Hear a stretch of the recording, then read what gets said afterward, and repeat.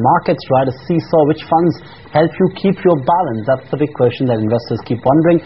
And we've got a mutual fund expert, Dhirendra, CEO of Value Research, to help us construct a stable growth portfolio to even out the risk and still ensure that your kitty builds up over a period of time. Afternoon, Dhirendra. In times of volatility, what kind of stable growth portfolio would you suggest for investors? For most investors, having a fixed income allocation and of a reasonable kind, not 5%, 10%, but of a meaningful kind, maybe a third of it, provides great stability, because investors in a booming phase of the market, they get quite aggressive about their equity allocation, and mostly investors are quite binary about it. When they are risk averse, they are entirely into fixed income. When they are optimistic about the market, then they're fully invested into equity, and that, I think, is a wrong approach. Last 3-4 years, what it has actually given has been a big lesson, and disturbing in a brief period of time when there is a huge market decline. It's always useful to have 35-40% into fixed income, and there is a way to approach it very tax efficiently with mutual funds. This portfolio consists of 4 balanced funds, and there are balanced funds that aggressively focus on mid and small caps for performance. In the stable growth portfolio, is there a balance between aggressive balanced funds and truly balanced funds?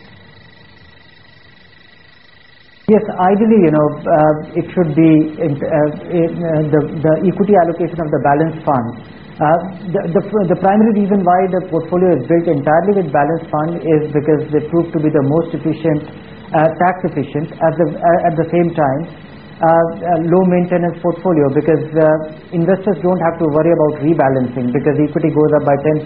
When you go about rebalancing it, there are tax implications, and it amounts to active management, which a mutual fund investor ideally shouldn't be, or that's the very reason why he got into a mutual fund. So tax efficient, automatic rebalancing, and even the component of the fixed income gets treated as equity, and that is hugely profitable. That apart, ideally I would like to have a portfolio which is entirely which keeps away from very aggressive equity allocation. But there are 4.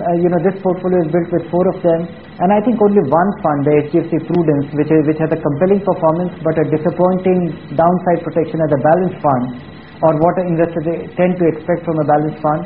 But it is just a quarter of it, and on the balance, it's able to withstand the decline relatively okay.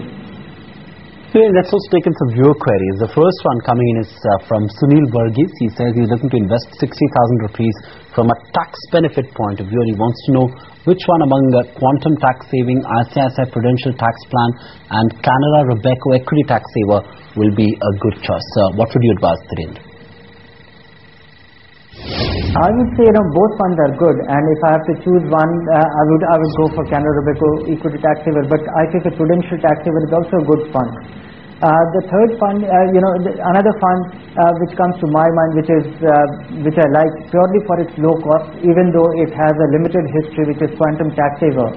That's because if the fund precisely replicates Quantum Long-Term Equity Fund, and Quantum Long-Term Equity Fund, which has a history, is an outstanding one. Okay, Dhirendra, thank you so much for joining in with that perspective.